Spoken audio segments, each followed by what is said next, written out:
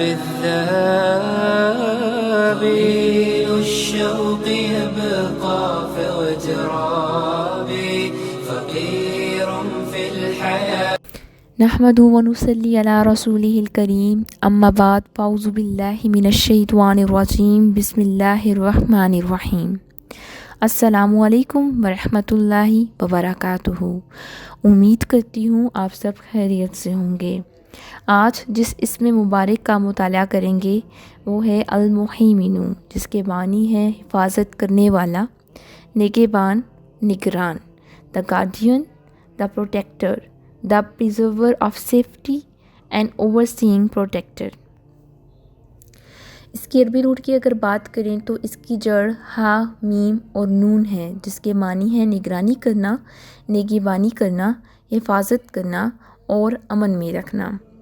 جدید عربی میں لفظ ہیمنا یعنی ہیمانہ، اس کا مطلب ہے غلبہ۔ ایک ملک دوسرے پر قبضہ کر سکتا ہے، کنٹرول کرنے والا یا ریاست پر اختیار ظاہر کر سکتا ہے، لیکن اکثر کیا ہے، یہ عارضی ہوتا ہے۔ صرف اللہ ہی المحیمن ہے، جس کی مکمل سرپرستی ہے، قابو میں رکھنے کی خوبی جو ابد تک قائم رہتی ہے، رہے گی، اور یہ کسی بھی طرح سے محدود نہیں ہے۔ یعنی وہی ہے جو اپنی مخلوق کی بھلائی اور حفاظت کو یقینی بناتا ہے۔ وہ ہمیشہ ہر چیز دیکھ رہا ہے، اس سے کوئی بھی چیز چھپی ہوئی نہیں ہے۔ وہ ان تمام رازوں کا جاننے والا ہے جن کو ہم چھپاتے ہیں۔ وہ اپنے بندوں کے اعمال کی نگرانی کرنے والا ہے، وہ جو انہیں رزق دیتا ہے اور ان کی عمروں کا تعین کرتا ہے۔ وہ محافظ ہے، وہ اپنے بندوں پر پورا اختیار رکھنے والا ہے۔ وہ جو سرپرست ہے، وہ جو سب پر غالب ہے۔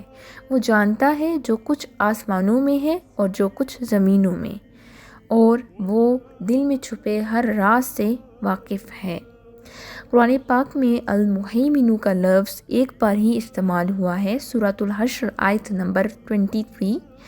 وہی اللہ ہے جس کے سوا کوئی معبود نہیں، حقیقی بادشاہ ہے، ہر عیب سے پاک، ہر نقص سے سالم، امن و امان دینے والا، محافظ اور نگہبان ہے۔ تو ہمارا جو محافظ ہے، جو سب سے بڑا محافظ ہے، وہ اللہ ہے۔ تو ہمیں یہ جاننے سے کیا فائدہ حاصل ہوگا کہ اللہ تعالیٰ المحیمن ہے؟ ہمیں کیا فائدہ ہوگا؟ یعنی ہم یہ نام کیوں سمجھ رہے ہیں، کیوں پڑھ رہے ہیں، ہمیں کیا فائدہ ہے اس سے؟ فائدہ ہوگا کہ ہم اس رب پر بھروسہ کر سکتے ہیں، کیونکہ وہ سب سے زیادہ اتھارٹی والا ہے، وہ جس کے پاس سب سے زیادہ طاقت ہے، سب کچھ اسی کے کنٹرول میں ہے۔ جیسے ہم کسی دفتر میں کام کر رہے ہیں تو ہم اس کے باس پر، یعنی وہاں پہ موجود جو باس ہے اس پر بھروسہ کرتے ہیں کہ ہمیں کوئی بھی مسئلہ اگر درپیش آئے گا تو وہ باس اس مسئلے میں ہماری مدد کرے گا، ٹھیک ہے۔ اسی طرح یہ ہمارا فوکس یہ ہونا چاہیے کہ اللہ ہمارے تمام مسئلوں کو دیکھ رہا ہے اور وہ ان تمام مسئلوں کو ضرور حل کر دے گا۔ اس کے پاس طاقت ہے، وہ سب سے بڑا طاقت والا ہے۔ اسی طرح ہمیں کسی سے بھی ڈرنے کی ضرورت نہیں، کیونکہ ہمارا محافظ کون ہے؟ اللہ، یعنی وہ جو المحیمن ہے، وہ جو المؤمن ہے، ٹھیک ہے، وہ جو السلام ہے۔ تو ہمارا محافظ، ہمارا رب اللہ ہے، تو وہ ہماری حفاظت کرے گا، ہمیں کسی سے بھی خطرہ محسوس کرنے کی ضرورت نہیں۔ اسی طرح ہمیں پریشان ہونے کی ضرورت نہیں ہے۔ ہم اپنی چھوٹی چھوٹی پریشانیوں کو لے کے بیٹھ جاتے ہیں، ٹھیک ہے، گھنٹوں ان پر سوچتے رہتے ہیں کہ ایسا نہ ہو گیا، ایسا ہو گیا، اب کیا ہوگا، اب کیا ہوگا۔ یہ آئے روز ہمارے ذہن پہ یہ ٹینشن ہوتی ہے کہ اب کیا ہوگا۔ کیوں؟ کیونکہ ہمارا توکل اس ذات پر نہیں ہے۔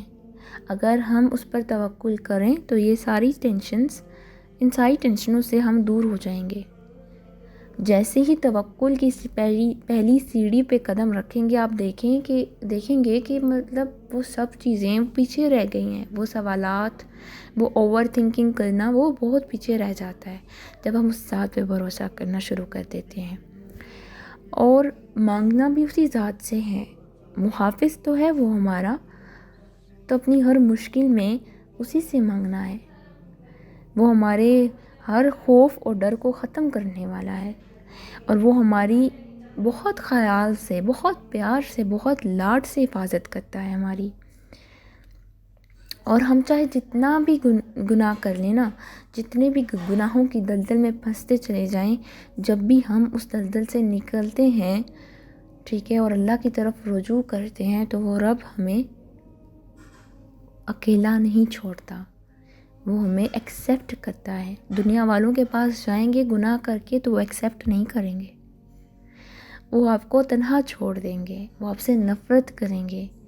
اس گناہ سے نفرت نہیں کریں گے، وہ آپ سے نفرت کریں گے کہ آپ گناہ گار ہیں اور آپ گندے ہیں، you are a sinner. But Allah never think that, Allah always accept the repentance. اس حالت میں کیوں نہ ہوں، اور جیسے ہی اس کے پاس جائیں گے، معافی مانگیں گے، تو وہ ہمیں معاف کر دے گا، کیونکہ اس کی رحمت اس کے غصے سے بہت بڑی ہے، اور ہمارا رب ہمیشہ رحمت کا انتخاب کرتا ہے۔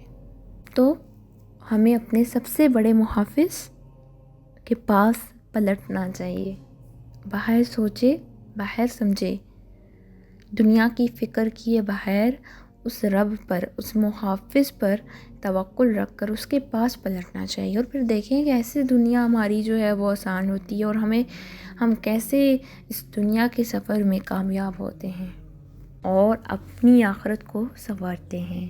وآخر دعوانا ان الحمدللہ رب العالمین۔ ذابيل الشوق يبقى في اغترابي، فقير في الحياة